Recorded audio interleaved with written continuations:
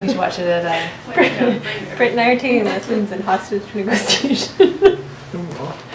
I'm reading a book a friend of mine recommended, and it's by the hostage negotiator for the FBI. It's super interesting. I was telling Andrea about it, and she's got a podcast for it.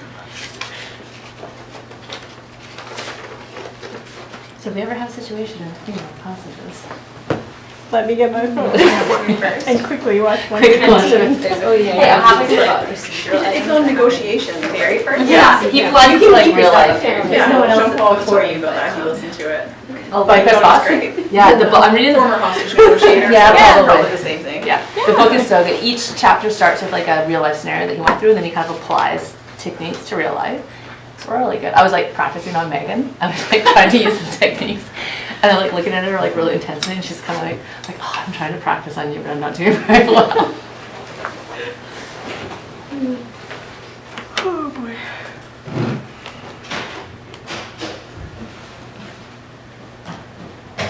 My computer might be too cold to function. Done. Welcome back. Yeah. No, we missed your input. We did. Both the budget meeting and Noted. What else are we like? I'd like to know. your absence was noted and found. I'm not regular fascinating.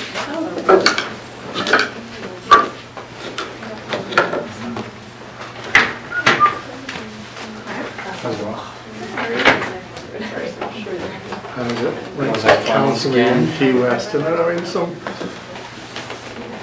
problems, negotiations with staff. And the mayor says, Hey, Dad, how are you? "Won't pay them off when you can just piss them off." Wow, different tactic.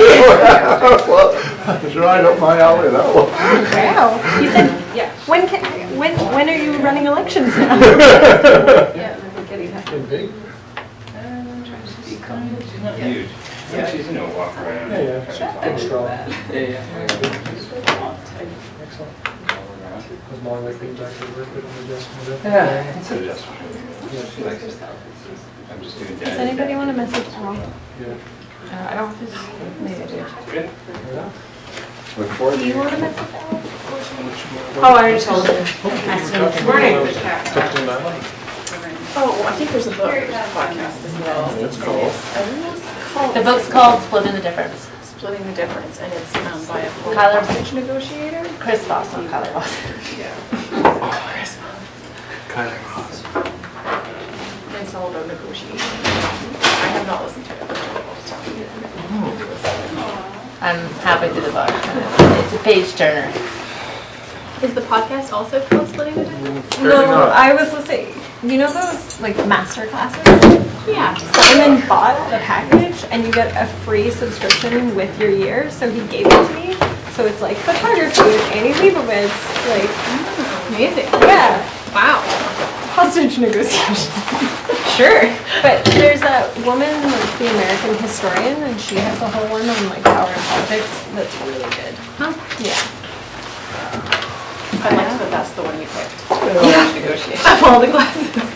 Oh no, you have all of them. You can take all That's of annoying them. them. Okay. But Britt was the one that said take hostage. So we have a competition to film. Do with cats. Come now. Just coming in from Mass. Yeah. Hey, what's Nate's last name? Laverty. And then there's Hills. Okay. Hills is our engineer. He's the guy who tweeted. So they. Oh, yeah. Okay, right. He's nice. Well, I actually invited it. You saw it. Well, one's from Stroke. It's things like that. Right from Bardstown. I get the ACRD and I get the program. Yeah. Full on. Yeah. It's pretty good. Yeah.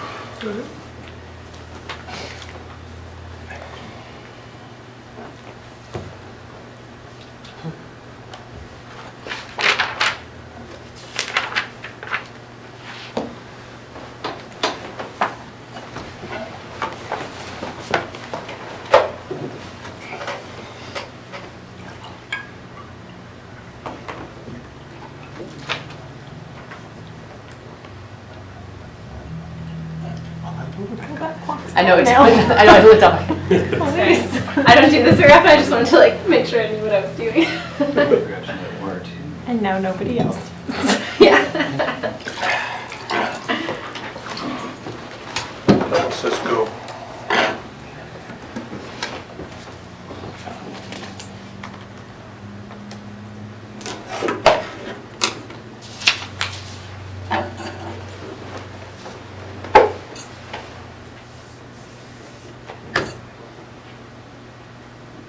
Great.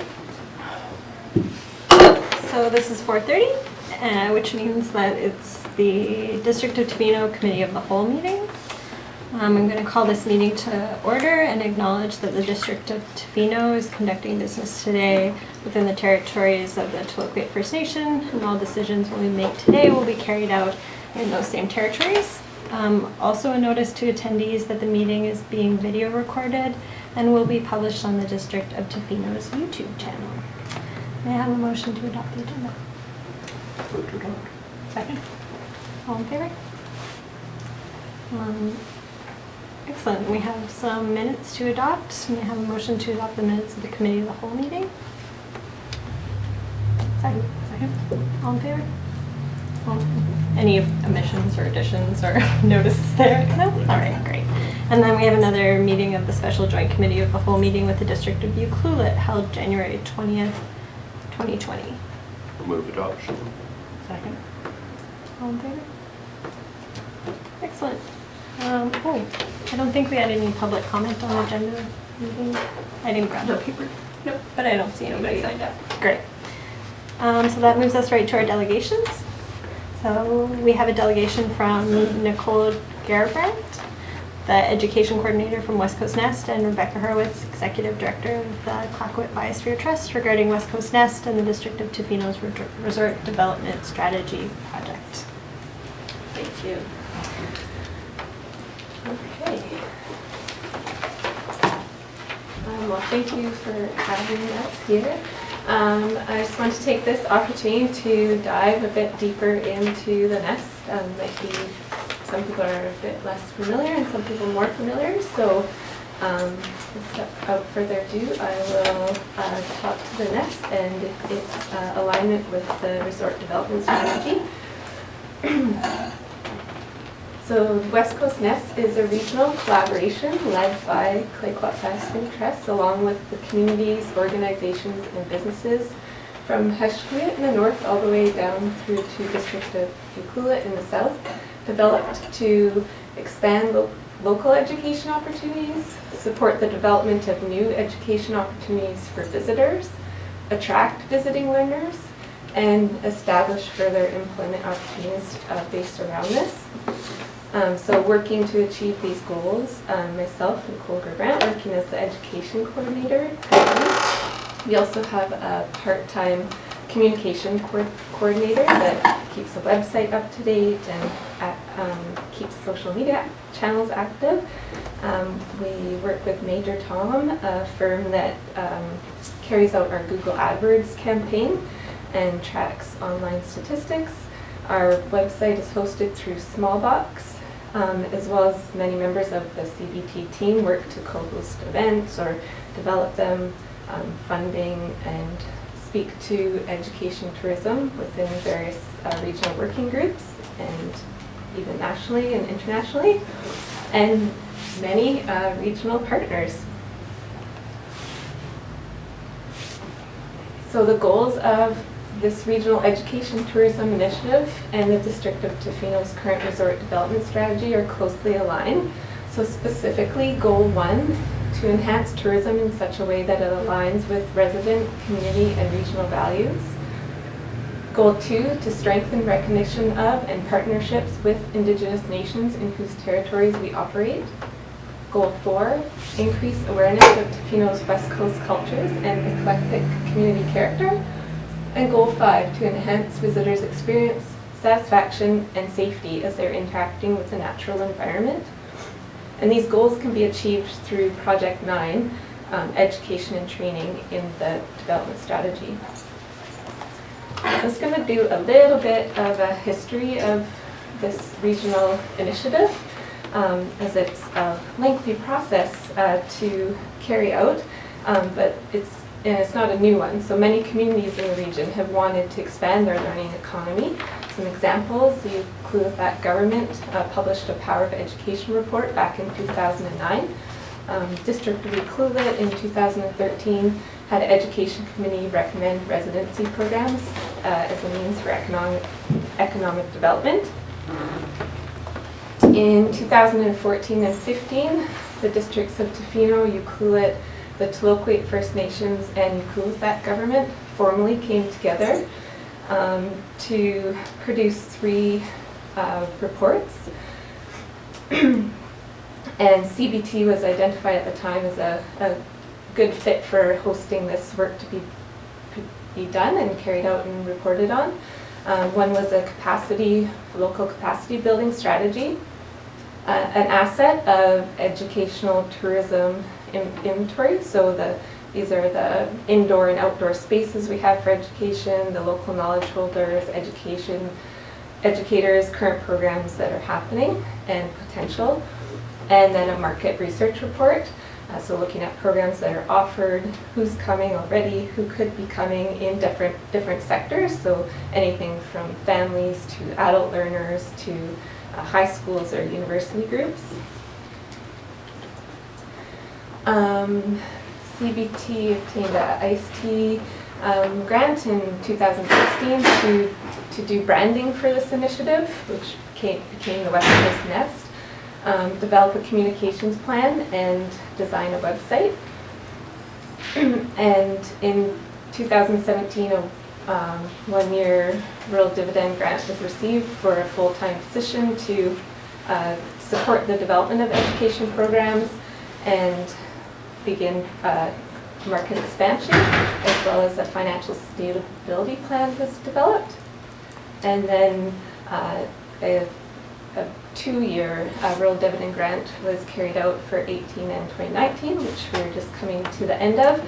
This one was in partnership with Royal Roads, Iqaluit Aquarium, the Iqaluit Secondary School, and the Inuk Lodge.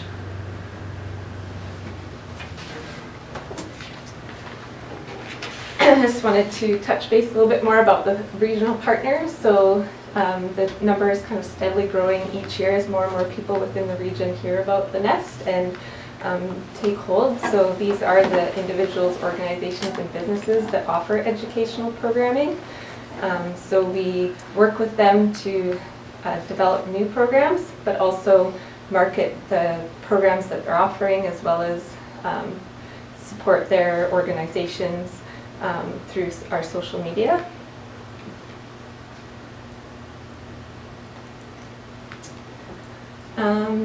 So just to speak about educational programs, so we have since 2017 supported the development and or hosted a number of programs both for residents and for visitors as well.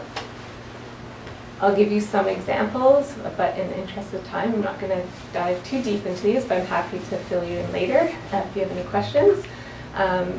We supported the Inuk Lodge in their development of a 4-day Nuu-chah-nulth tourism training program based on traditional values. There was both local educators and some instructors that came from Indigenous Tourism BC and the Native Education College, and some certifications were received.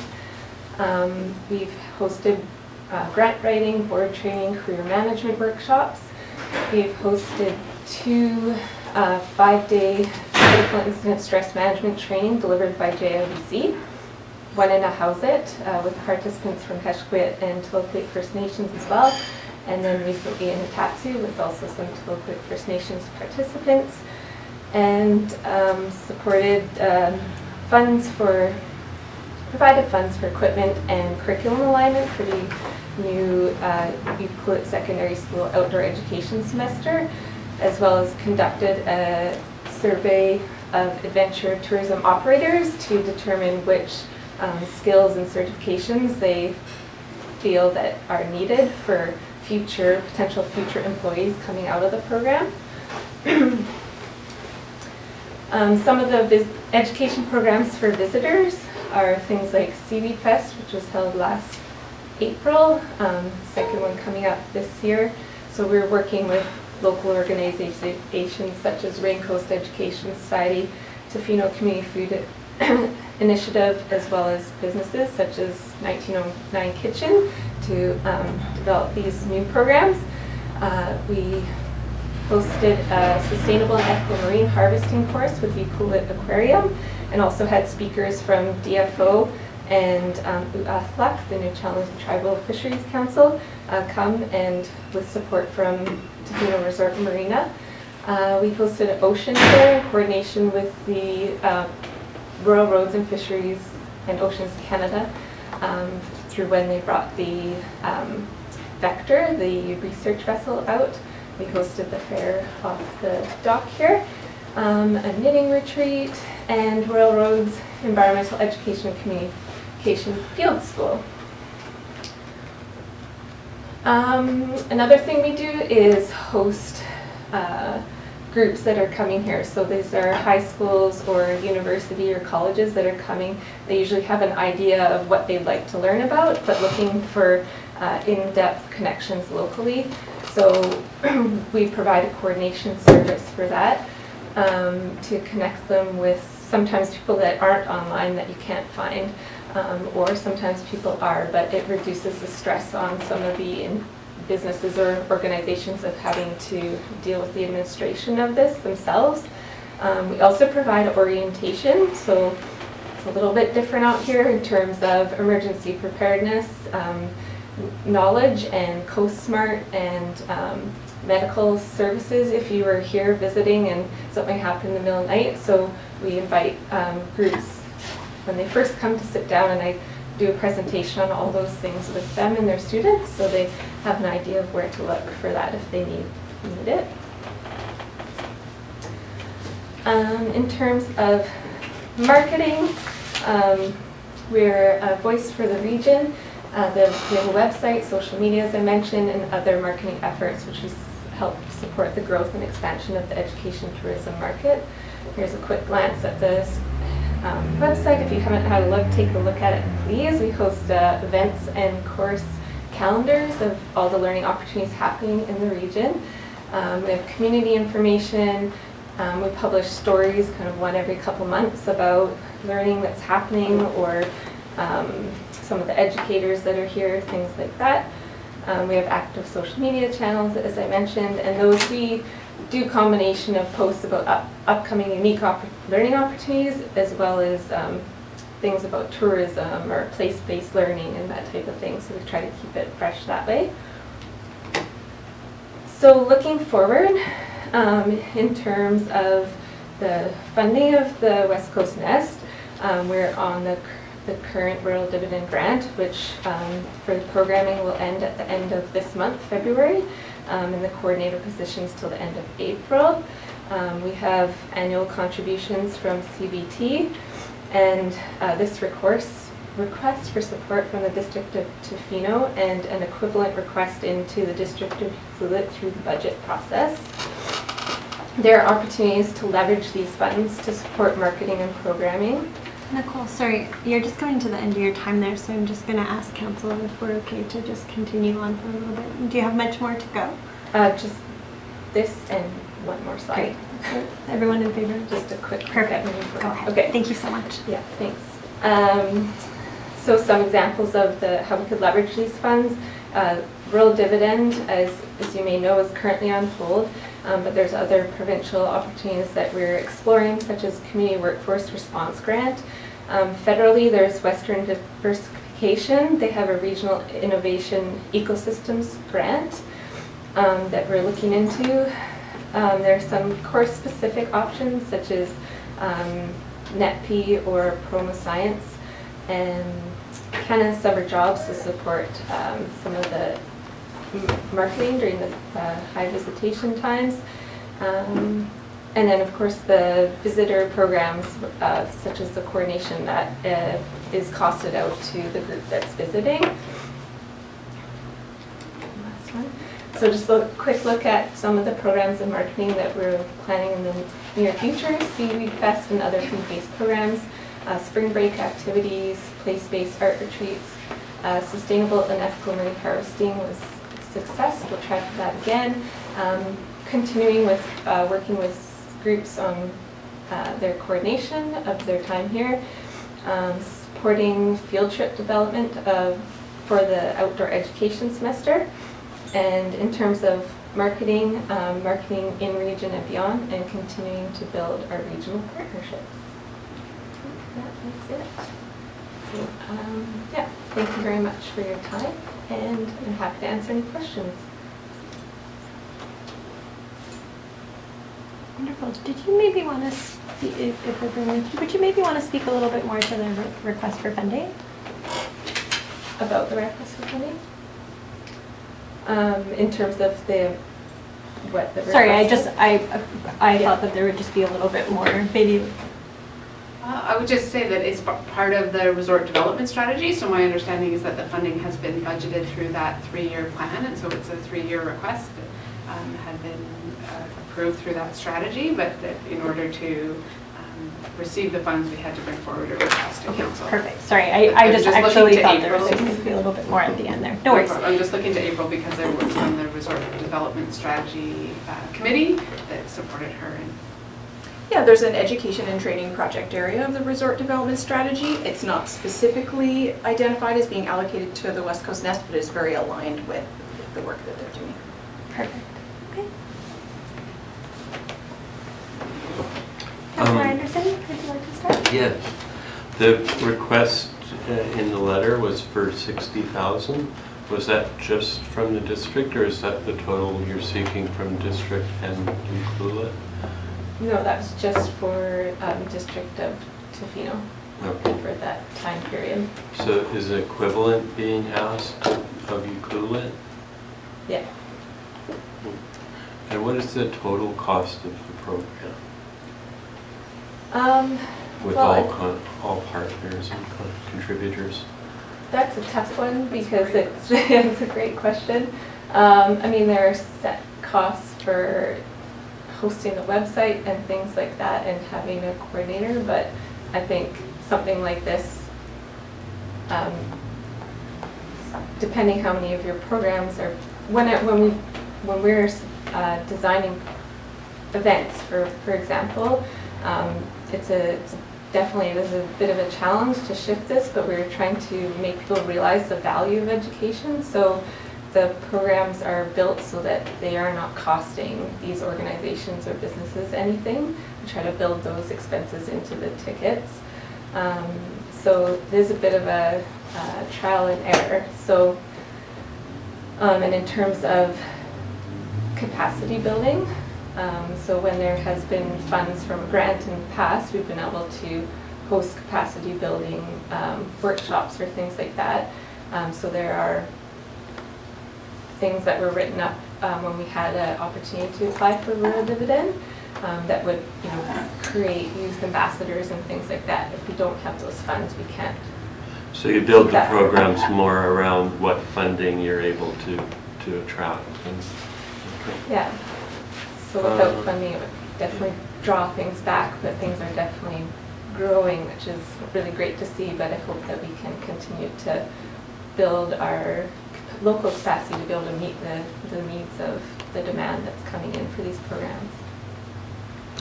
And the educators that you're involved with, like Royal Roads, do they contribute anything? Yeah, Royal Roads has been supporting the program for 3 years now. Yeah, financially. And also the students, I imagine, pay for these courses to some extent and contribute partly. Yeah, they're ticketed programs, so whoever participates is paying a ticket. When we do coordination services, that's a bit different. So we charge a coordination fee, so it starts at $150 for the first hour and then $50 every hour after that for our time to align them with the groups. And then I do the administration behind it, so I'll make sure that figure out with the organization, for example, Raincoast Education, what the cost is, make sure that the group knows how much that is, and make sure that's all aligned as well. And then we recommend that people visiting the region also donate $3 for a higher learning initiative that could eventually then go back to local capacity building opportunity, for example, as well. Okay, and just my last question was about your financial sustainability plan. Can you tell me more about that? What does it include contributions from both municipalities into the future? Is that part of it? I didn't know that it was. Oh, okay. Yeah, it's a great question. Back then, the partners with CBT on those, at that time, were actually the tourism bodies. So Tourism Tofino and Tourism Iqaluit were involved, and so they're more written into the financial sustainability plan that when it was first created, and we haven't looked at adjusting that yet, or haven't carried out that work yet. And then, yeah, there's some different examples of programs and costs built in there, but they're testing them out right now. Okay. Thank you. Yeah. I can maybe add to that a little bit, if that's okay. The sustainability plan was created before Nicole became the education coordinator, and so at that time we were working most closely with the DMOs, and the model was that the CBT as well as the 2 DMOs would contribute, and then we would leverage that money, ideally one-for-one for funds from outside of the region, and we've had good success from that, except that we learned that the DMOs actually weren't the sort of appropriate source for that funding, just based on the restrictions that there are for the funding they receive, but the municipalities are actually directed in that way. We've been working on different streams of revenue, which Nicole touched on. So the endowment fund is one that's very small, but like a very long-term vision that would support the nest. Another is the fee-for-service work. So like the universities, for instance, she said, contribute fee-for-service money, as well as visiting universities or high schools. The actual program fees, so if someone signs up for a program that Nest delivers, then there is a portion built into that. But it's definitely taking longer to become sustainable as a program or self-sufficient as a program. So CBT remains committed to it, but we need to see that the communities are also committed so that we're in a real, that partnership model, and we'll do our best to continue to leverage funds from outside of the region. Councillor Chalmers? I think my question pretty much just got answered in that, but just, so basically end goal is that it will be a self-sustaining program, and it is more looking at a business sort of side of it, and this is just a temporary, yeah. Got it answered. Councillor McMaster? What about participation ratio of visitors to residents that take part in programs? That's a great question. I'm going to look to Nicole for that answer. So you're asking within each program we're hosting, what is the participation ratio? Yeah, overall, I suppose. Overall? Well, I guess to be fair, we should divide between the ones that are targeting local capacity building. People aren't going to travel here for grant writing. But we did have someone travel from Nanaimo for grant writing. but versus ones that are targeting out. Just trying to think of a good example. I don't know if I can lump them all together, but I'd say it's working. We're getting people visiting for, or what things that are planned and marketed to out of region are getting visitors coming to learn. For example, we hosted 2 of the sustainable ethical marine harvesting courses. The first one we had, there was a small number, maybe like 10 people, and we had 1 person come from Nanaimo for that. But the second one, we had more time of marketing and a bit of a different style. Instead of a daytime, we did it in the evening and things like that. We had quite a few people. We had people come from Port Alberni and Saskatchewan and Whistler, and they like traveled and stayed at the hotel and came for that event, for example. but then also people that were in town visiting and just looking for something to do that night and came across it and came as well. We also had quite a few local participants in that as well, so that one was probably more like 50-50, but the participation was higher. We had almost 40 people.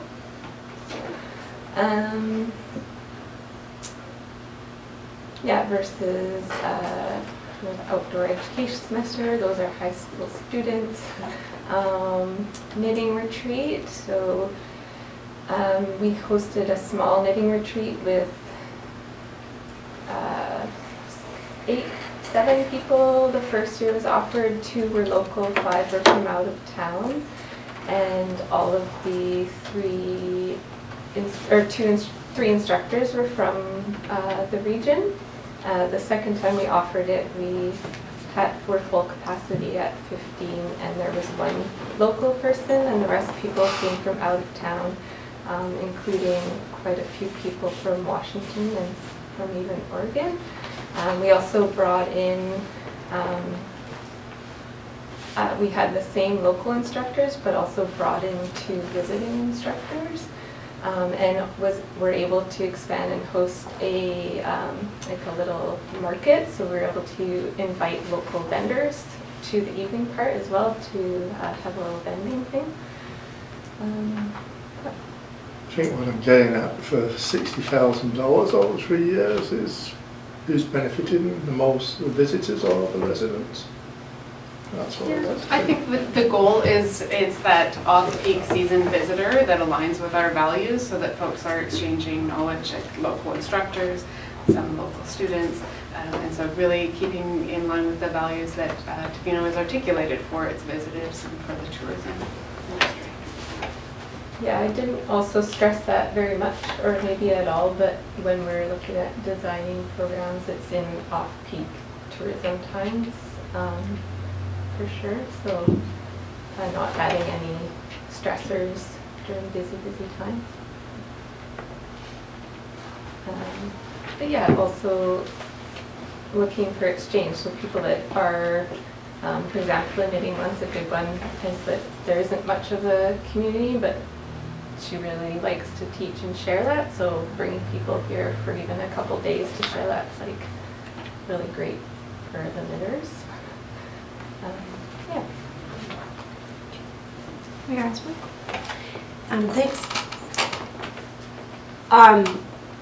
I think a lot of good questions are asked around the financial viability piece, and I still have a few questions, and I think what I would like to maybe understand more is, and I do appreciate that things take longer than you think, but sort of I would like to know a little more around the finances and just understanding like what portion of the overall Nest budget is, say, fee-for-service taking up, and how do you actually, do you have a 3 or 5 year plan, and is it projected to get larger? Like, are you seeing a change in your, a decrease in, say, government and foundation funding versus fee-for-service, and kind of trying to tip that a little bit? So if I'm reading into the comments a little bit, I think I'm hearing just a bit of like, is this going to be an ask every year forever, or is there a way that this is going to begin to be its own independent, almost like a social enterprise, which is some of the conversation we had way back before and as Nest was being formed. So I am curious a little bit about that. And I think that for the District of Tofino to invest RMI funds in it, it is a really good fit with the resort development strategy. And I would like to see a few more details, and staff could work that out with you around kind of what the deliverables really are and what the indicators are. How do we measure that? Just the way that we have this relationship with the Tofino Chamber of Commerce, and so we have a fee-for-service agreement with them. We're doing things together that meet both of our goals, but we have some markers built into the agreement to see, yeah, we're getting value for the dollars that we've invested in it. I think the place where I'm struggling right now is with RMI being an investment into tourism-facing infrastructure. And I'm going to think of businesses and people who live here with knowledge and ability as that infrastructure. How are we building their capacity?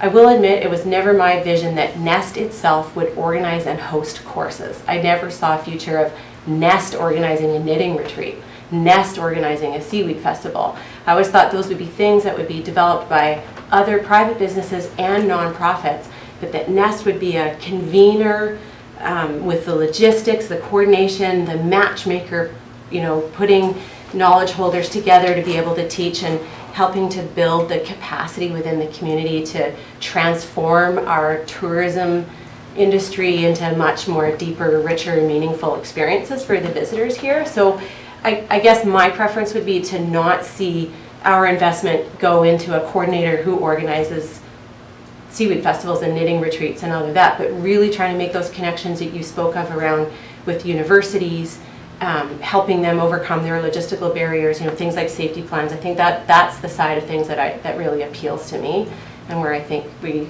get the bang for the buck that we're looking for. So, yeah. It's interesting. Yeah. I guess when you speak of like convening and coordinating, that's what I'm doing, right? I'm getting, you have that idea, you have that idea, and I'm bringing them together. Like, I really want to do this. I have no idea how to do logistics or marketing. Got it. So I'm doing that, but I can't then be like, and host it. Good luck. They look to me to then be all like, okay, now can you host it? Right. So how, I guess I put that back to say, what do you need to do with that person so that they have the ability to host it next time?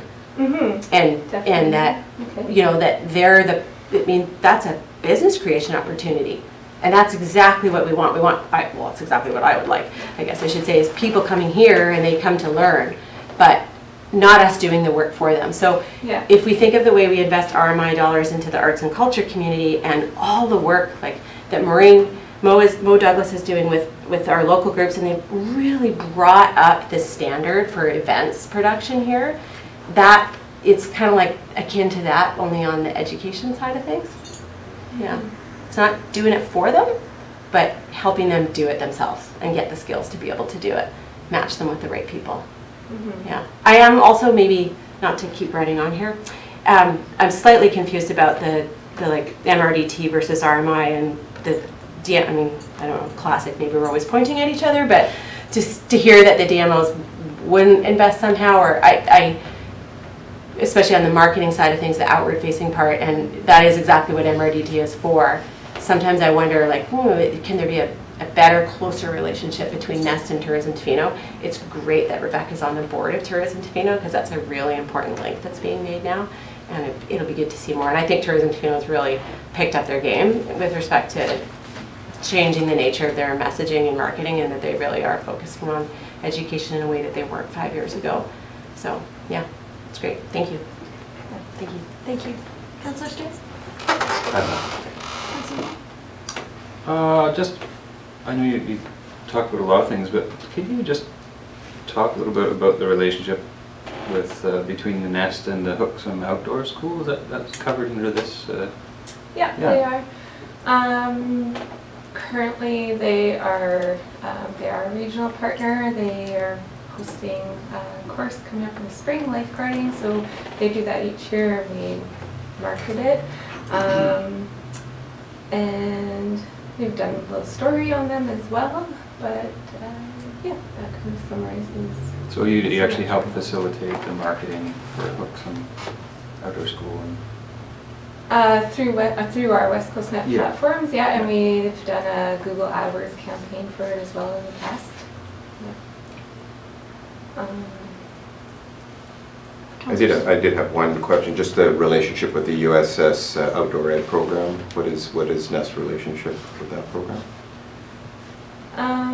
Through the USS Outdoor Ed, so we have supported or provided some funds for equipment purchases for the program, and communication with the instructor about possibilities for field trips. So again, building connections, just to talk about what they're planning, and I've conveyed some ideas of opportunities that I thought might be of interest to them for local learning opportunities. So, for example, they're going to have a field trip with Ocean Outfitters now, make that connection, and there's an opportunity for them to potentially go to the Sydney Inlet Research Cabin, so looking at facilitating that, as well as helping we conducted the adventure tourism employer survey to identify skills and soft skills as well as certifications that are needed for those positions or for positions in that field of work that could be considered or included in the program. Wonderful. Thank you. Yeah, so I would say that I echo many of the questions here, and particularly perhaps having just, it's particularly fresh, having just gone through a budget and being somewhat cognizant of the money that we spend and the ways in which we spend it and the accountability that we have for it. I think that Mayor Osborne's direction towards knowing exactly where the money is going and having perhaps some specified and very specific deliverables in regards to those programs and those sources would be kind of important for me. Also, it's a large sum of money over even over 3 years, and taking into account what Councillor Anderson mentioned about like the base costs of running the program and understanding that your capacity expands as your funding does. I'd just be interested to know a little bit more about that. We do have a request on the table for funding, and it would be I personally would like to see perhaps it directed back to staff to work with West Coast Nest to just get maybe a few more specifics, a little bit more of a budget, and some understanding about how those deliverables fit with RMI funding specifically, knowing that April is accountable for reporting out to the province about how that money is spent, and just being very, very cautious of the fact that this money has to be spent in a very particular way, and that it is of a great value to Tofino and its residents. Is that beyond the deliverables that are in Project 9 then? There's, I don't have it in front of me, but there are like number of courses, number of participants that are explicitly listed in there. So to speak to Nicole's point, within the resort development strategy under the education and training project area, there are the goals that Nicole went through, and as well as some performance measurement around, like she's saying, number of participants, etc. So there are some things included there.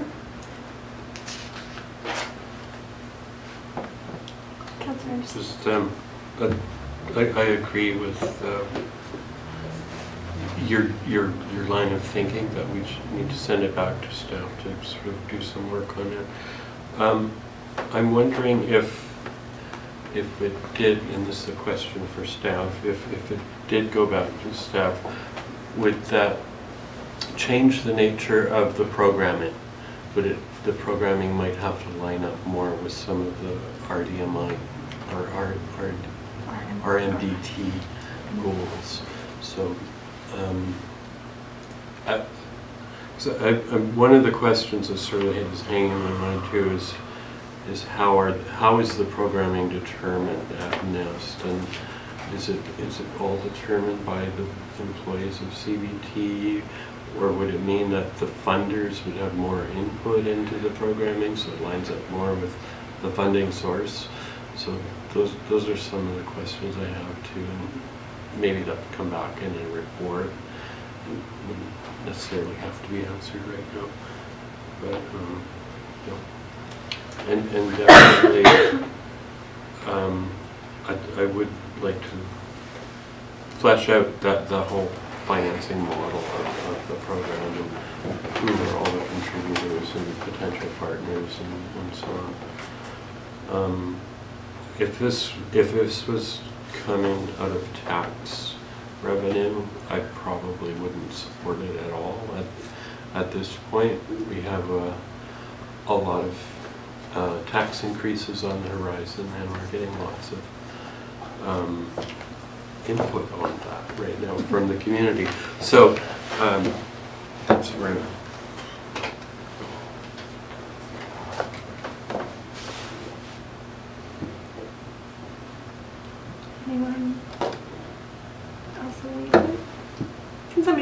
draft a motion, please? Well, I do think it As to would what be we're great looking if for. we asked our staff to work with the CBT, with the Nest, to bring back a more formal proposal perhaps for council. I mean, I don't think we're in a position today to just say yes for we don't know exactly what. But I'm also wondering, April, do you feel like you have enough discussion and guidance from what you've heard from councillors? Just thinking back to our discussions around what we wanted the Chamber of Commerce fee-for-service agreement and what Elise went through, kind of having to come back to council a few times to make sure you felt like you had the right scope and such, but I don't know. Yeah, I think I have enough information that I think council is supportive of the project in general, but wants a little bit, some more specifics about what the district's funding would be going to support in particular, and I'm hearing council's comments about the long-term funding strategy and what that looks like, and are we going to be expected to contribute indefinitely, or will that eventually be picked up somewhere along the line? So I think I have some information. One more thing I'd add. I think if this is going to be an ongoing funding request year after year, that some sort of accountability should be built into it as well. So we know, like the questions about how many locals are being served, how many tourists, is it enhancing tourism in any way? Those kind of metrics probably need to be developed over time so we can be accountable for the spending that council's doing. Wonderful. So a motion to refer the request back to staff to flesh out an agreement and bring it back to council? Flesh out, that's a little wrong. Just a referral to staff. Just a referral to staff, okay, thank you. No flesh required. No flesh required. Unless you're, I'll second that. Any further discussion? All in favor? Thank you so much, Nicole. That's a great question. Rebecca. Thanks so much. So we don't have any correspondence here, but we do have an invited delegation from Sergeant Hibbernat from the RCMP regarding the 2019 Tofino RCMP detachment activities and 2021 priorities. Welcome. All right. Worship, councillors, thank you for having me. I'm just going to take you through a few slides that will give you a good idea of what we've been up to next door at the RCMP detachment, and then provide an opportunity to answer any questions you might have. All these stats are from 2019. Just get going. The calls for service. In 2019, we responded to 2,657 calls for service. That's up over our 2016, 4 years ago, where we're at 2,156. So basically, as soon as we hit 2017, we took a jump and seemed to have leveled out. These are crimes against persons offenses. So I just took our assaults, utter threats, and our sex assaults. And you'll see each graph represents 2017, 2018, and 2019 for all three. In 2017, we had 98 complaints of assault versus 131 assaults in 2019. So we took quite a jump over the last couple of years. Utter threats and sex assaults have been pretty flat over the last 3 years, so no real big change in that regard. Criminal code property. These numbers include break and enter, mischief, and theft. In 2017, we received 163 complaints. 2018, 160, and 2019, 156. Graph's a little bit deceiving. It looks like there has been a huge decrease, but not really. If it makes me look good, we'll stick with it. Training graph. Traffic offensive provincial. This is violation tickets and written warnings. I always include written warnings in my stats because the idea isn't to fine people as it is so much to make contact with offenders and have that interaction. So you notice in 2017, 42 contacts were made, 2018, we went up to 146, and in 2019, 217. So quite an increase, and that's just the proactive efforts of the guys getting out there and hitting the road and trying to make contact. It's become a little bit of a competition amongst them, so that's good. Also want to mention this fall I hosted radar training for the park wardens. So one of the things I noticed was we get a lot of traffic complaints inside park boundaries, but it's really hard for us to respond if they're heading the other way. We could, let UQLIT know, hey, we've had this complaint, keep an eye out, or vice versa. So the park wardens are peace officers inside the national park. So I got together with John, park warden supervisor, and we came up with a shared funding and hosted a radar day, and they are now radar trained, and not including this number, but they tell me they've had 32 contacts since taking that training. And I think that'll really pay off in the summertime when traffic increases. Impaired investigation, another area where I think we've done very well. You'll see in 2017, 28 versus last year, 79.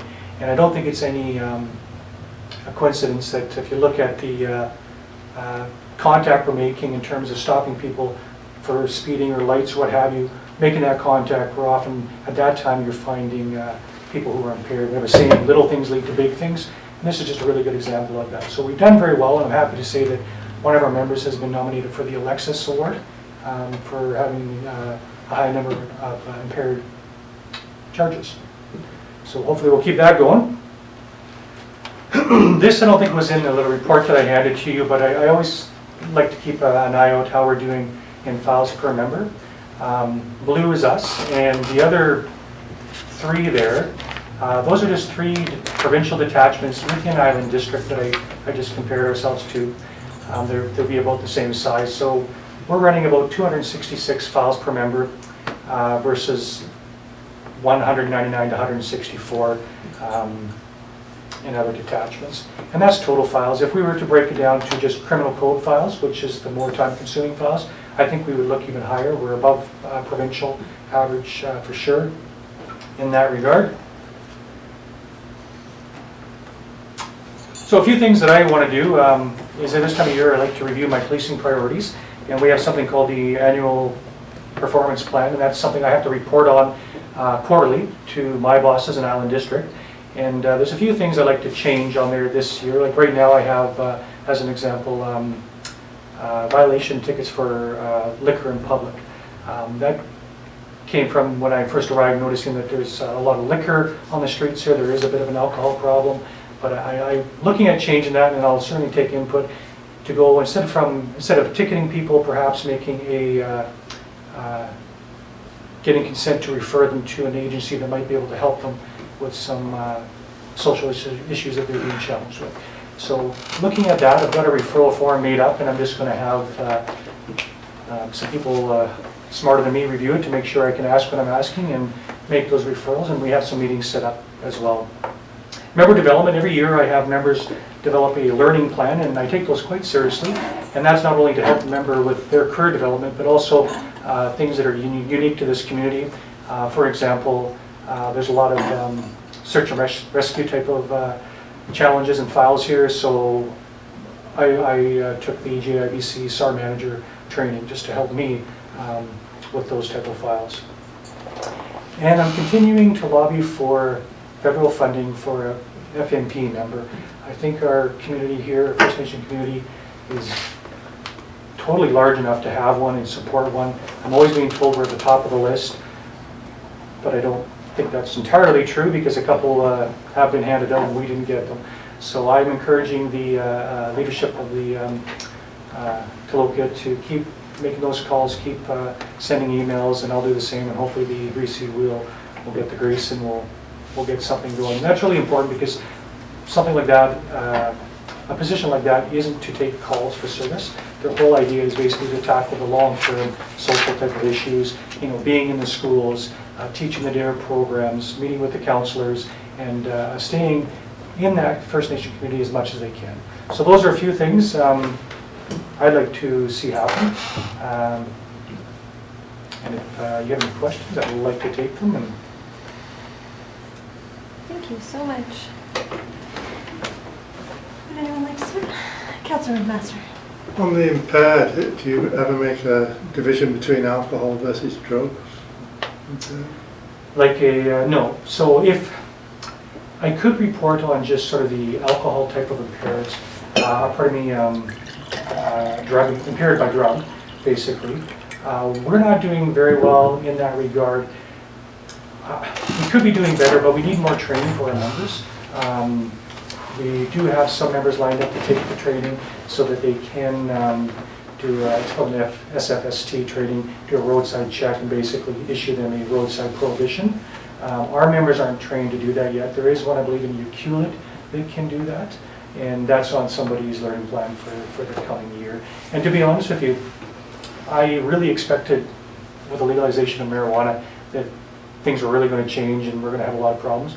I haven't noticed a difference at all, like not one bit. Actually, it's better because instead of just destroying, somebody that is in possession of marijuana where they shouldn't have it, we can give them a ticket, and that's a harder rap in the knuckles than what we were doing before, when we would just basically destroy it and give them a double finger wagging. So. Councilor Jones. Councilor Anderson. No. Councilor Wood. I just want to say I really appreciate your work. Thank you. Oh, thank you very much. Councilor Steve. I have a few. Sure. Yeah, I was, one of the first things when you were talking about some of the alternative process, the referral process, rather than going through the criminal justice system, I think it's a great way to go. I had some interesting statistics in terms of, once again, alcohol related, in terms of what we often say are the more serious offenses.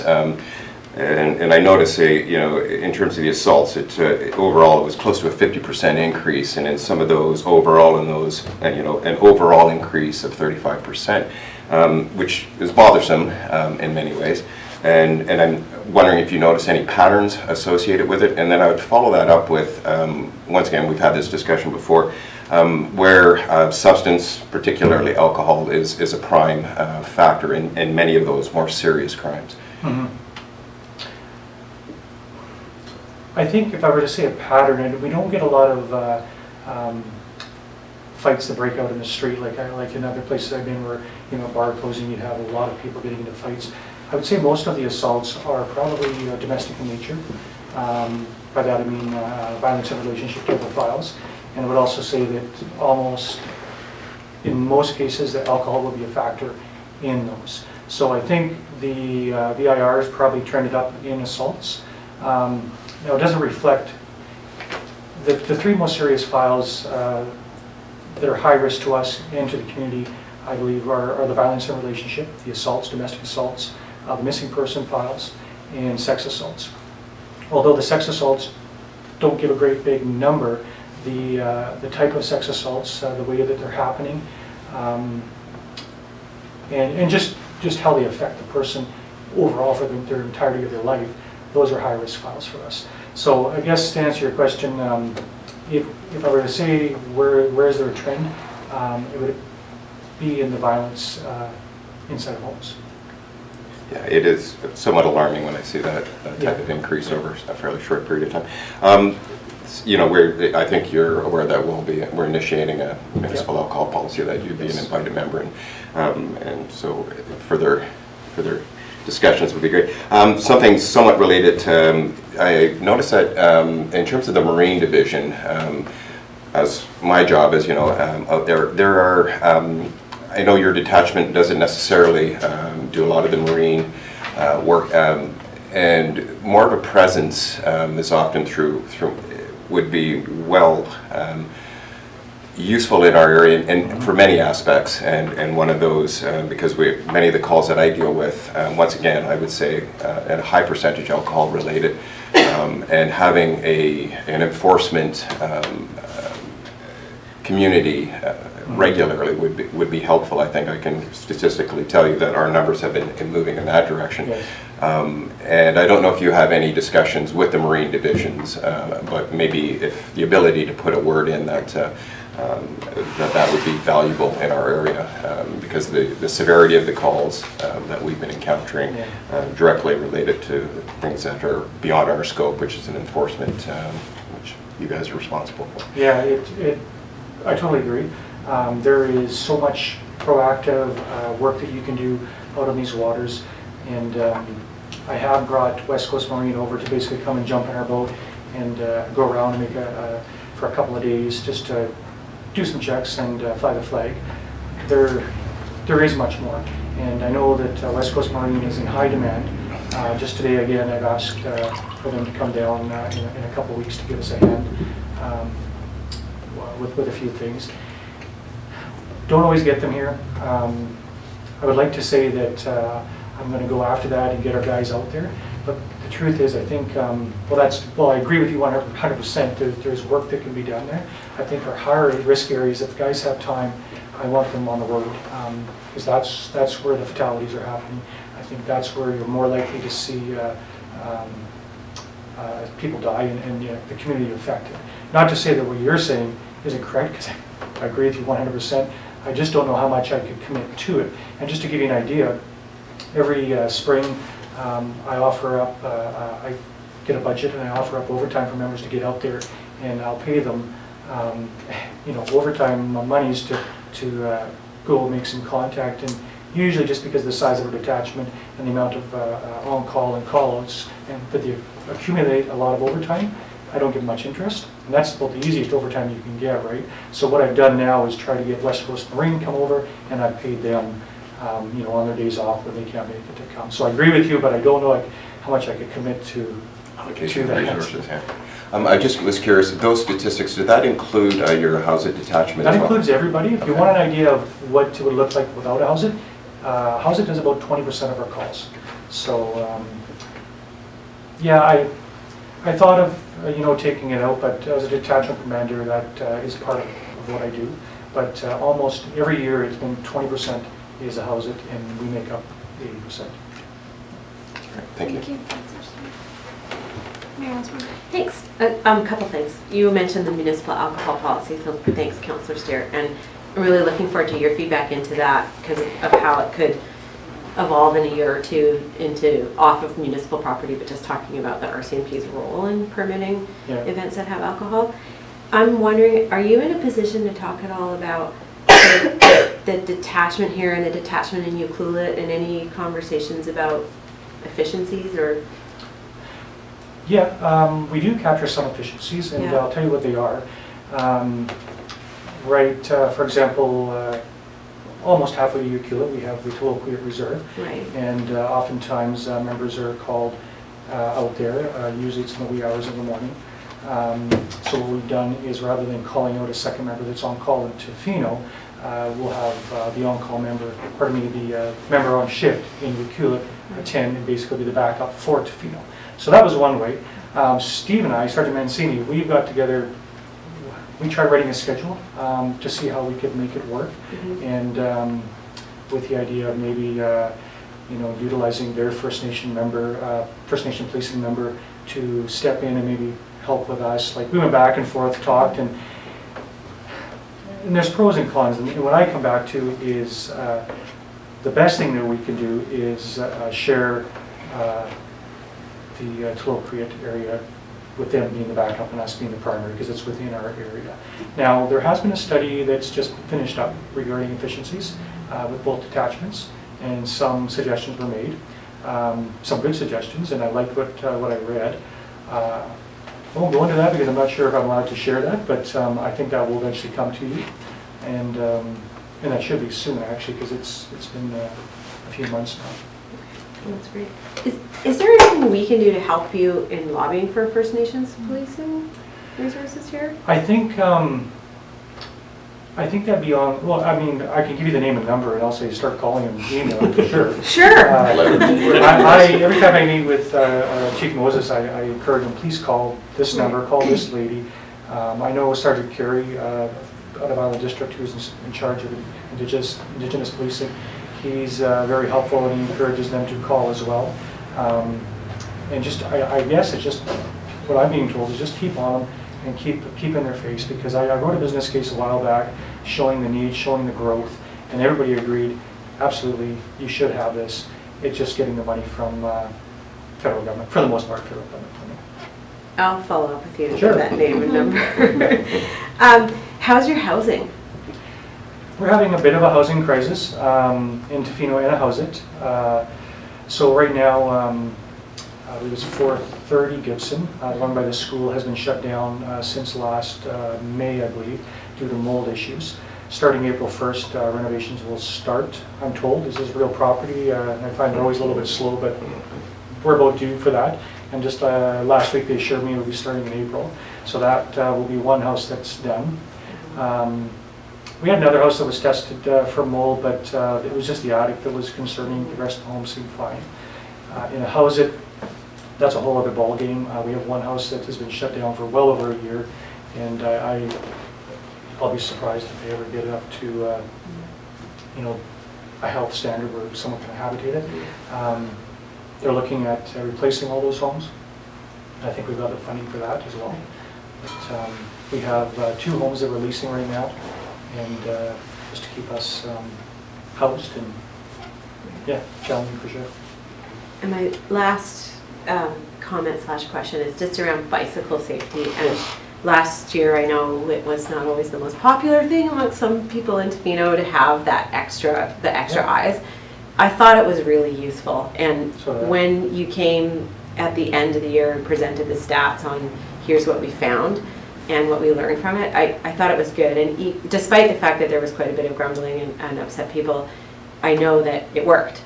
It did, yes. And thinking about the MUP extension that April is working on with the contractor, and the fact that it's going to connect to the park, and that an e-bike policy is being developed for Tofino and for the park, I am sure there'll be a chance for, you know, discussions with you around e-bikes and things like that. But I just want to flag it as a place where I think it's really great.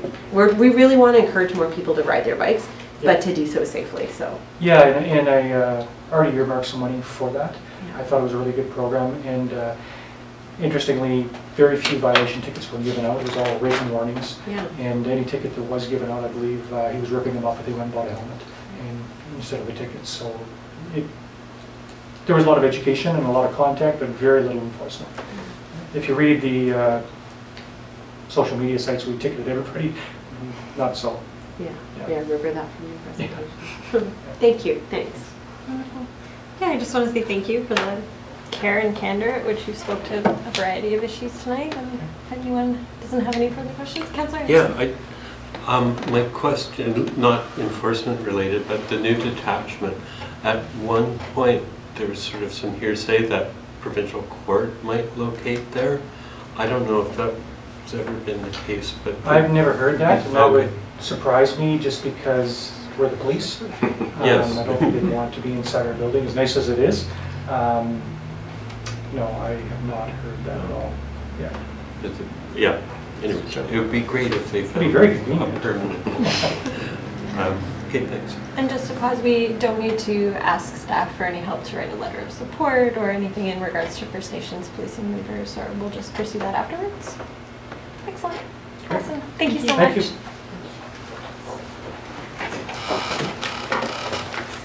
And last, I believe that we may have a presentation from Manager of Services.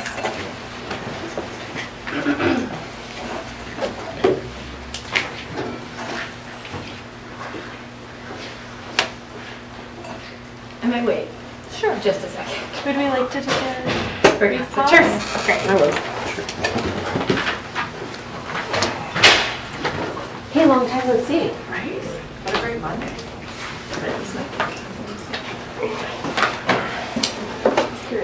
As you want.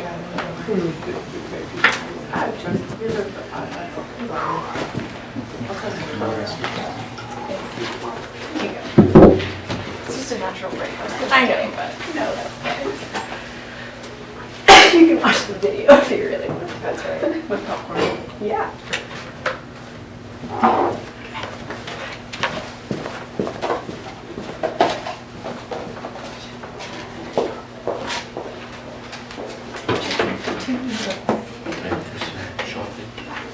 No, my friend is in the Yukon and it does not look very appealing.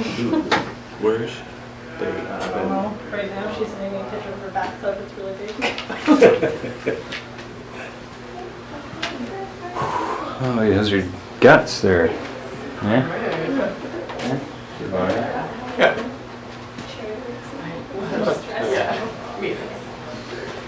I feel like I'm 9 years old or something. I can't eat vegetables. Really? Yeah, I'm still like mashed potatoes. Yeah, pasta. Okay. Any I just assumed that there was, like, when I read it, I'm like, she's like, what do you think? I'm like, I'm gonna wait for the presentation because I don't feel like there's anything in this. Yeah.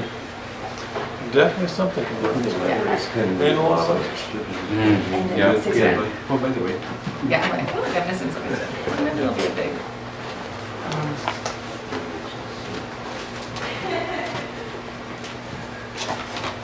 Give you a pitch.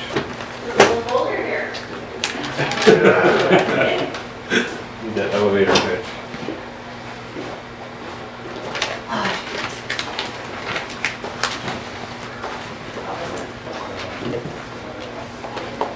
You look forward to your first conference?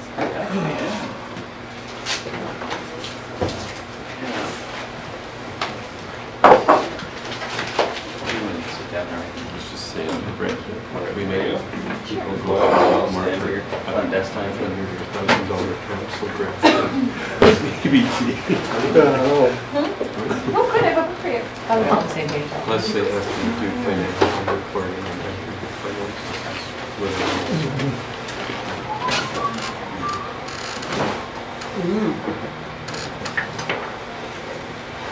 Thank you. It's so interesting. I think you'll really like it. Minus the flashy cover. You know I don't know me. what you're gonna say. You might want to take the sleeve off when you're reading it. I don't mind. Ask the chair. Maybe she can tell you. Sorry. I'm just wait. I'm clandestining waiting for this to pull. It is not clandestine, but I'm happy to start. If you're ready, I'm happy to. Okay, well, let's begin.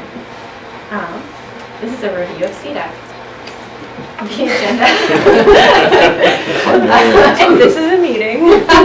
Okay. I'm going to go through each of these topics.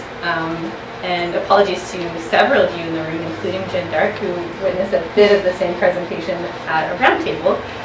But I've incorporated the feedback from that roundtable into this presentation. So starting with the background, an overview of the committee and what it's done, my own observations, the feedback of the committee when we met mostly as the normal people that would show up to a CDAC meeting. We didn't get the full committee in the room. And then some options and recommendations and an opportunity for discussion. So the background of what we're talking about comes from Council's strategic plan. And this is a key action under the economy section to review the delivery of economic development, including the CDAC terms of reference and action plan against Council's strategic plan and service goals. There were also 2 resolutions passed in December, directing staff to consult with members of that committee and then also deferring the appointments of new members to that committee until this review was complete. An overview of the committee, if you're not familiar with CDAC, it's a larger committee. We have 13 seats with a varied membership from some organizations and agencies who appoint their own members to the committee, as well as some community members at large. And then we've got 2 council members plus an alternate appointed to the committee.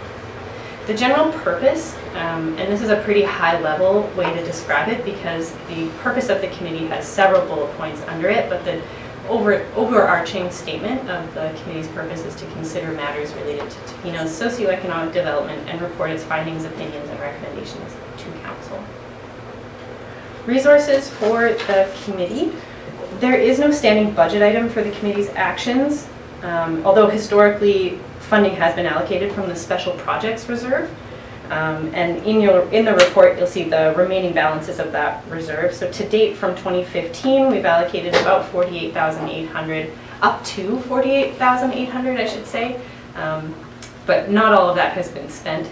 Those were just the authorizing resolutions that went to the committee at that point. makes sense. And Appendix 2 to the report details what that funding was spent on.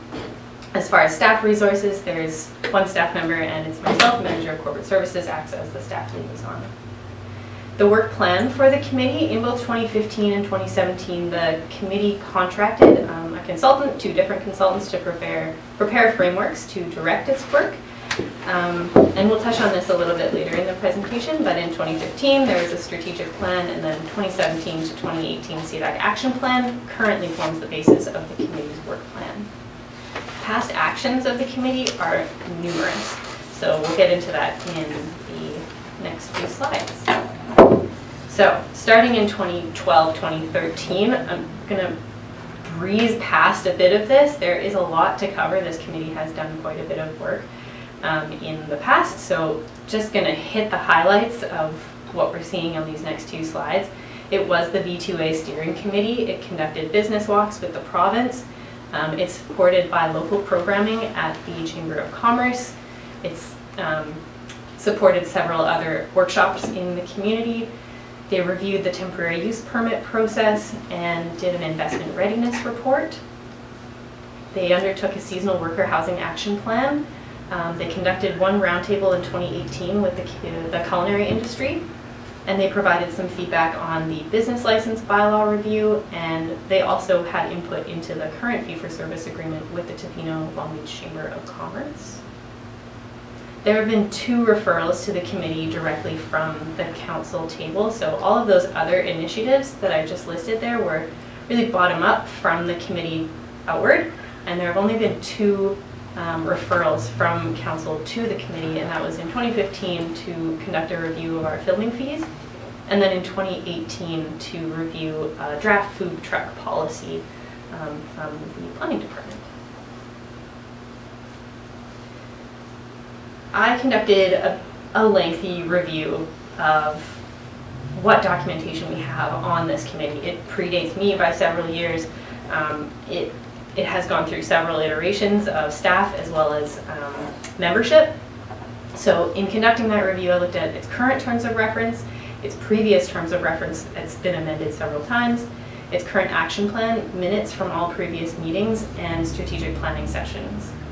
And from that review, I have 4 main observations about the committee based on what I was directed to look at. So my first observation, 1, is that there is a lack of alignment between this committee's work plan and the current council strategic plan. 2, many of the committee's functions have been reassigned to other groups. 3, there's a lack of resources to meet stated committee goals. 4, there's often difficulty obtaining full participation in meetings. And I'm going to go through these one by one and with a few examples. So the first observation, which I think is the most important to council because it is actually what I was directed to look at, is whether or not there's an alignment between council's current strategic plan and this committee. And at a high level, there is some synergy, I guess, between CDAC's mandate, but none of the activities in the committee's terms of reference or its action plan correspond to key actions under that economy area of council's strategic plan, nor are any of these in the current 5-year financial plan, which you have just seen. So again, this is the strategic priority is continue to strengthen the tourism sector as a sustainable, resilient, and foundational sector of the local economy, and within the limits of the community's environmental and social capacity. And then there's key actions, and then I've just identified who is actually responsible for those actions, and none of those are CDAC. They are mostly to staff, and then this relates to my second point that we've actually formed other working groups in this time to take on some of this work. So we have a TMP working group now that is taking on some of this work. Feeding into that, reassignment of the committee's functions to other groups. So, like I said, there have been many accomplishments in past projects of this committee. However, in recent years, other bodies have taken on much of that work, either through fee-for-service agreements or other arrangements. So, just as an example, one of the key purposes of the committee listed in the terms of reference is to make recommendations regarding the resort development strategy, but like I just said, we have the Tourism Master Plan Working Group as the advisory body for this strategy. and CDAC is not involved. The CDAC action plan, this is the current one, the 2017 to 2018 most recent plan, includes 4 priorities, and they actually align very well with what the Chamber has been contracted to do for a 5-year fee-for-service agreement. Number 3, a lack of resources. Like I just mentioned, and like you've just seen, there are no committee projects listed in the current 5-year financial plan. And the District of Tofino does not have a dedicated economic development officer or staff with the required expertise to fulfill many of the projects that are listed in that action plan. So although I enjoy being a staff liaison to many committees, I'm not a subject matter expert, but we don't have that elsewhere on staff. And that's a little bit evidenced in the turnover in which department has been the staff liaison to this committee. It doesn't fit neatly within anyone's department, which I think has been a challenge.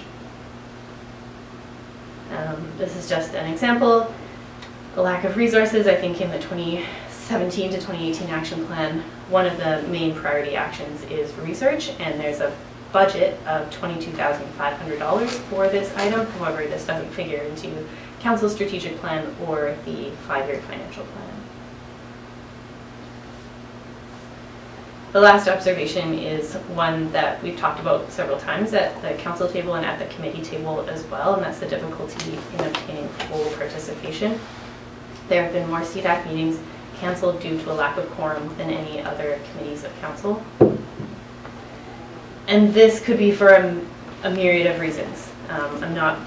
These are just neutral observations. So there is a large membership, as I said at the outset. There is a lack of referrals from council, and this sort of feeds into some of the feedback we received from the committee, a bit of a lack of purpose, a bit of lack of direction. People generally like to show up and have a task to perform, and it's unclear what those tasks are right now. And then a lack of understanding of the committee's role. So this, like I just said, it did figure into both the 2015, 2017, and now 2020 reviews of this committee, that many of the committee's participants want to assist in meaningful decision making, but are unclear what they're doing at this committee. So in summary, I have 4 main observations, and the first one is probably the most important to council, as that was what you wanted to know. Getting into what we heard. So we also conducted a roundtable with current committee membership. And the purpose of the roundtable was to understand how current members see the committee's purpose and function, and then obtain feedback to present to you in your decision making. So the committee was advised that we would be undertaking this review. Back in 2019, it was mentioned that because there was a new council, that council was going to review its strategic plan, and we would be reviewing its terms of reference. We also sent out a letter in 2019 letting them know that no new members would be appointed and that we'd like them to take part in this review. So we held a roundtable on January 21st, and then by email or any other means they could call me. Feedback was accepted until January 27th when I had to finalize the report. This feedback is summarized in your package as Appendix 3 to my report. There was no unified vision or understanding of the committee amongst its members. It was a fairly diverse conversation. So just for an example, some members were unsure how to contribute to the committee as they don't understand the committee's purpose or projects, although they continue to show up, which is credit to their dedication, I guess. And some members would like to see the committee play a role in the monitoring or review of the fee-for-service agreement with the Tofino Chamber of Commerce. Others would like to provide more feedback about common issues that affect the business community, so like sign permits, business license bylaw, those types of very business-related activities that the district engages in. Some members felt that the committee requires a broad systems-level approach to sustainability in order to implement the V2A, and others felt that the V2A as a whole is too broad for one committee to monitor or implement. So I'm just trying to get at a real range of feedback that we received. However, there were some points of agreement amongst everyone, and those are highlighted in the report as well. The committee is comprised of dedicated community members who want to provide meaningful advice to council on a broad range of socioeconomic issues. CDAC's current terms of reference does not accurately describe the current activities of the committee. Council's lack of referrals to the committee represents a lost opportunity to gather community input. There was a lack of clarity about Council's expectations of the committee. There were concerns about whether the matters being dealt with by the committee were being effectively communicated to all of Council. And there were questions as to whether Council sees a need for recommendations from a committee such as CDAC within the context of the V2A. So the V2A actually came up quite a bit in our feedback session, and what Council would like to do with that ICSP and how much more input they need on its implementation. My recommendations, and I just want to preface these comments a little bit. My recommendation is fairly straightforward. It says it right at the top of the report that I am recommending to conclude this committee as it currently stands. However, there are other options listed at the bottom of the report that I do want to highlight for Council, and that was mostly number 3, that in this discussion, if Council wanted to review the economic development goals in its strategic plan and how it would like to receive feedback from the community about that, then I think that that could be included in the review of your strategic plan that's coming up this spring. So there are opportunities to continue to get feedback from the community, but as things are currently written, these two plans do not align. And that's why I'm recommending the conclusion as it stands. That's my presentation. If you have questions, happy to answer them. Thank you. First off, I wanted to say thank you, but prior to getting to any questions, I know that this has been not a difficult, but kind of a very careful and thoughtful report that you've put together about a process that was not easy to go through. There was a lot of, myself and Councillor Anderson both sit on this committee, and there was a lot of expectations and emotion involved in this committee that I don't think either of us were really expecting, and neither yourself. And so this is a very thorough, very thoughtful, and yeah, an excellent report. So thank you so much for your input. I know being the staff person on this particular committee has benefited everyone that sat on it. So thank you to you. Councillor Anderson, I'm going to ask for your feedback first. Yeah, this has been, as you said, a little bit of a difficult assessment. I guess my assessment of it, the committee was so much driven by a vision of Councillor Baird, who's no longer with us, and I think that was one, I think, the most difficult things to sort of get through without that vision and that leadership. It was hard for me as taking on the chair role to carry that forward, and to be honest, I don't think it took me a year or so to come up to speed on that committee. It's quite complex, the issues that we deal with, and it took somebody with lots of experience, I think, to really lead that committee well. So, I did see a lot of the work of the committee was sort of getting into more of the social issues that certainly contribute to our economic health as a community, but sort of were, I think, straying from the original purpose, as you pointed out. So I really thank all the members of that committee, though, for their dedication and their hard work over many years, and I guess it was difficult for me to come up to speed on it in the first year or so that I was on it, because of the breadth of the work, the scope of the work that the committee was doing. And certainly for some of the newer members on the committee, I think that was a challenge as well. So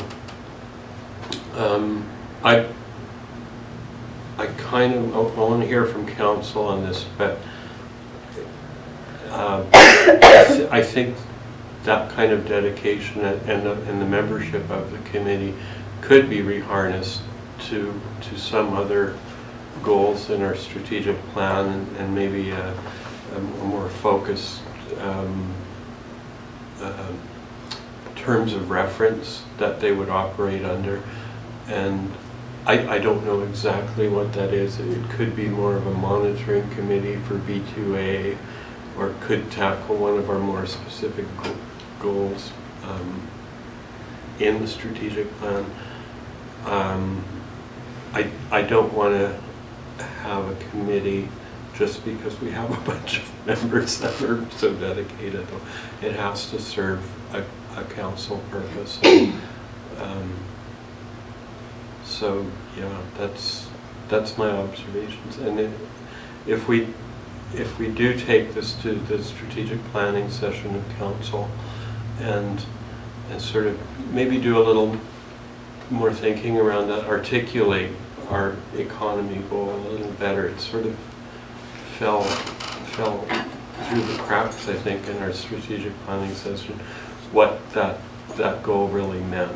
I think in former strategic plans, that goal meant diversification. We named some things what that meant, and it's a little bit more general in our current strategic plan. So yeah, that's my thoughts on it. Thank you for that, Councillor Anderson. Councillor Chalmers? I didn't know a lot about CDAC before and found the report great, and my initial instincts really were to go with your suggestion, but I have to agree a little bit with Councillor Anderson in that we're always looking for ways to find community involvement and get people to show up to meetings, and to have such a loyal, strong committee, that if there is a way to sort of redirect it, I'd really like to hear from everybody else, because I'm not really set on this, but it's something I'm thinking about, that maybe there's a way that we could refocus it and put it towards the strategic plan. So I'd like to hear from everybody else too. Thank you. Councillor McMaster? I think this committee struggled from day one. I think I might disagree with Councillor Anderson about Councillor Bairt's vision. I think it was more trying to achieve Councillor Bairt's agenda that she couldn't get through council. And I think, I think it floundered. I think that tended to discourage a lot of people. I don't think they knew what they were doing. As to lately, I don't know, I haven't been involved in it to see how it's been doing, but I think a lot of people were tired of coming to meetings and just wondering why they were there. Thank you for that. Councillor Law? As you know, I'm fairly new. I tried to go back and understand the committee, and I did hear a little bit of the committee, and I did read some of the feedback from committee members, lengthy feedback. I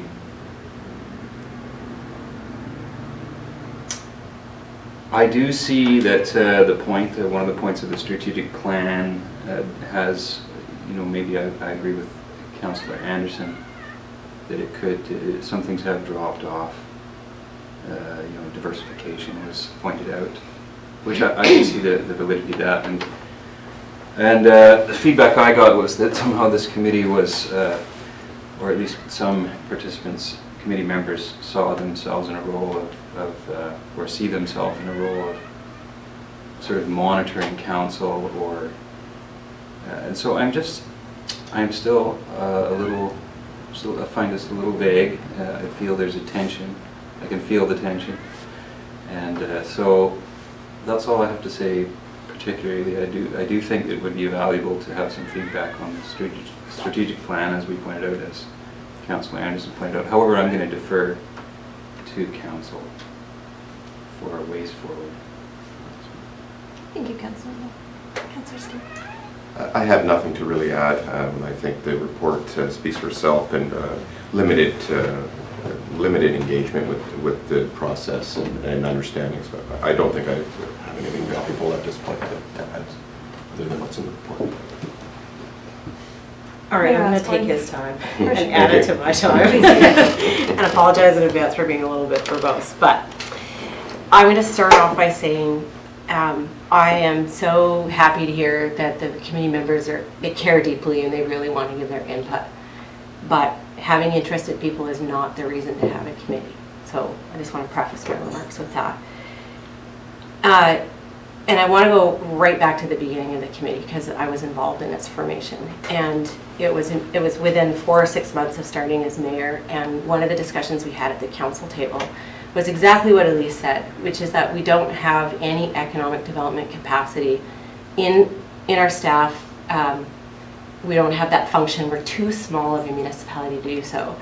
At the same time, the way business has developed in Tofino, it's been really beautiful in its own way, like organic, unplanned. People start businesses because they've moved here, they love this place, they find a way to make it work, or maybe they're more targeted and strategic and they are opening accommodation businesses to take advantage of the fact that this is a really desirable place to visit, and there's a livelihood to be made from that. And I think council put its mind to the fact that it was time to be a bit more strategic. We knew we were growing. We knew that unbridled growth that was dictated only by people who wanted to own businesses wasn't a good thing. We knew that people would start to look to Tofino as a place where they could just come and make a bunch of money, and that wasn't a good thing. And so the decision at the time was to strike this committee, hopefully fairly balanced, of community members who were business oriented or had business background, but also represented other aspects of the community, so that as we developed and grew, that there would be that socioeconomic interests were taken into account.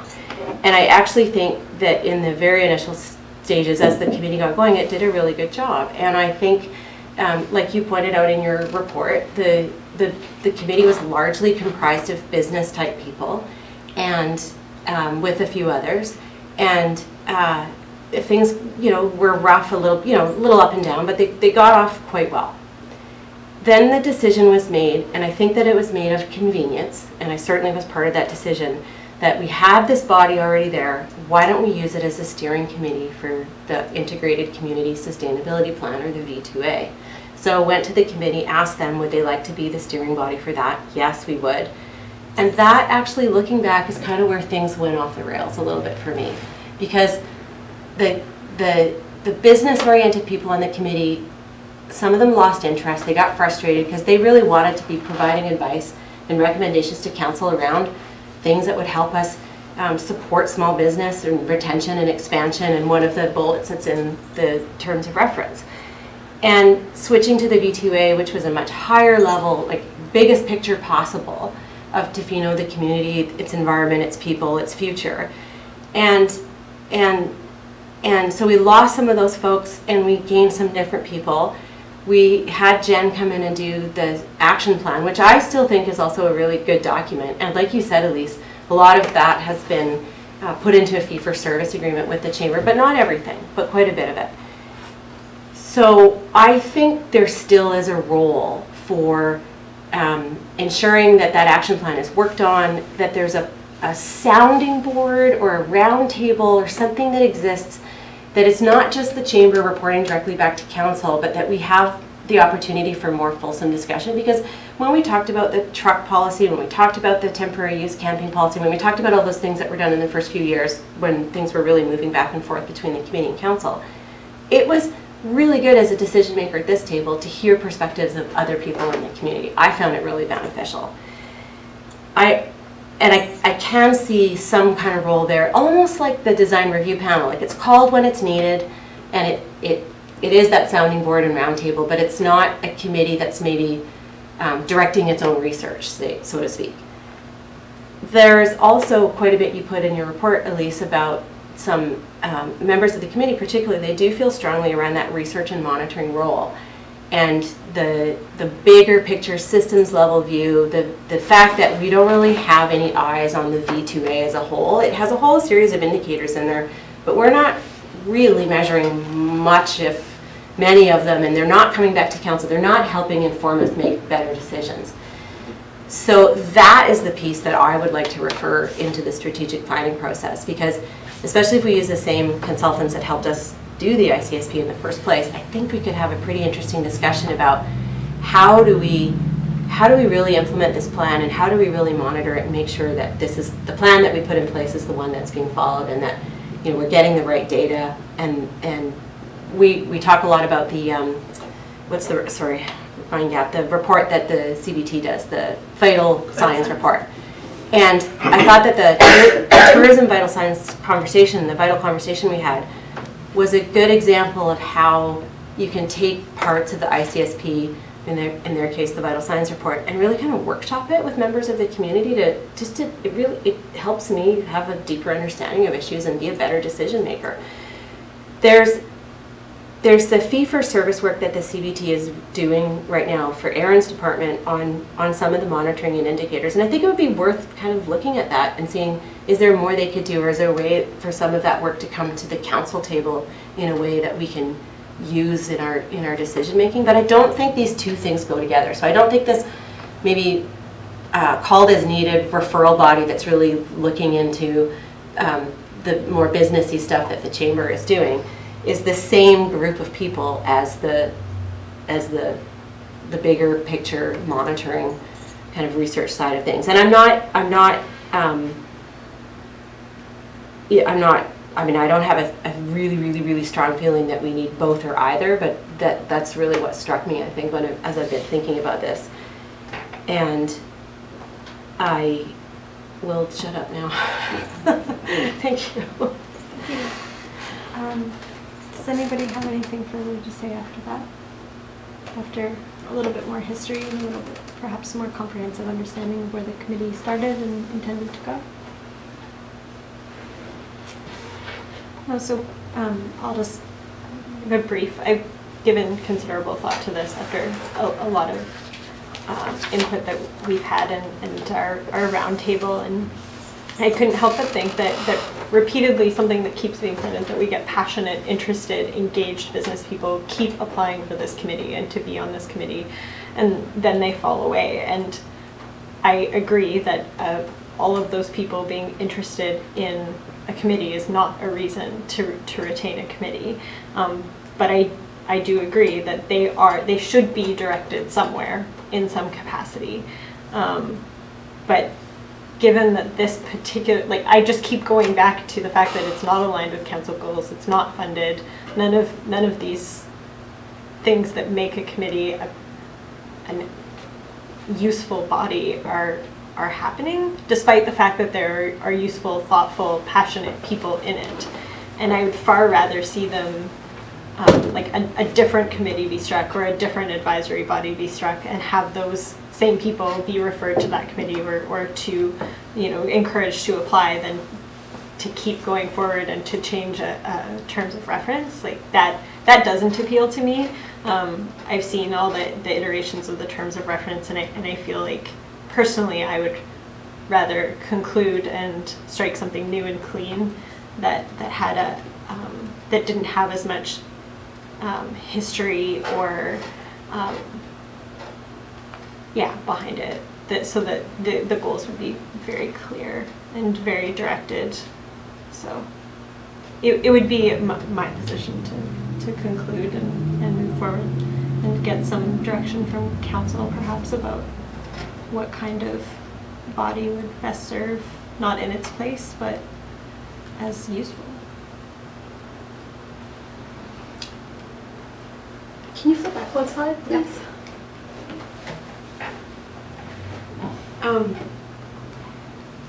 What about one and three? Well, yes, absolutely. I didn't want to recommend number 3, as it's not typically staff's place to tell you what to do with your strategic plan, but it's in there just to really flag for you that that's an option for you. So if 1 and 3 appeal.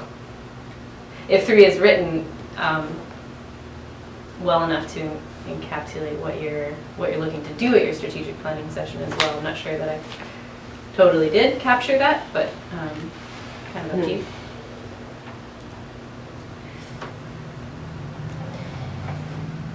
Thanks. Yeah, I think with respect to number 3,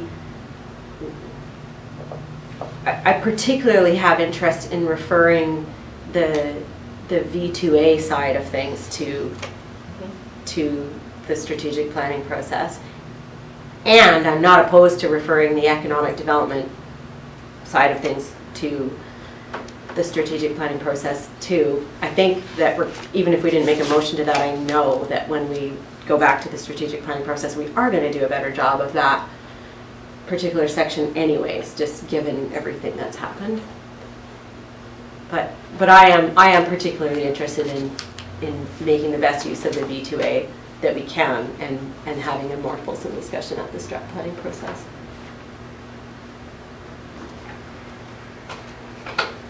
Would anyone care to make a double-headed recommendation? Sure. I would recommend that we conclude the committee, CDAC, and refer our review or economic development and the V2A goals to the strategic planning process scheduled for spring 2020. Thank you. Do you have a second? Second. Any further discussion? All in favor? Thank you. No questions? I'm good. Thank you, Jen. Is that sufficient for you, Elise? Yes.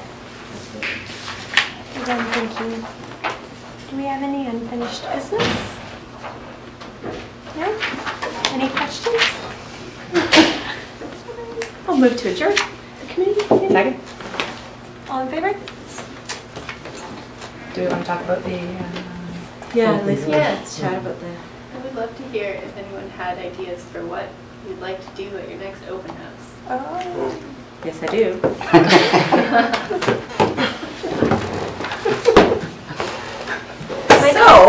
Bingo. My parents handed us all a sheet of colored dots and we had to put what we wanted when they died on those things in the house. So I feel like maybe we should hand this community a sheet of dots and they can put what they want. They can put the When we dots die. next to what they want. We did that years ago. Yeah, Autocracy. autocracy. It was a good idea. Just to show perhaps that everybody wants everything and many people want different things. Right. Colored dots. I think that we should take advantage of the recent road closure and the opportunity to talk and hear from the community around some of the emergency planning side of things. And as I thought about that, I realized that because we've directed our staff to come up with a policy for neighborhood small grants effectively for emergency planning, that maybe this would be a really great opportunity to actually talk to and hear back from people around what they would want to get out of that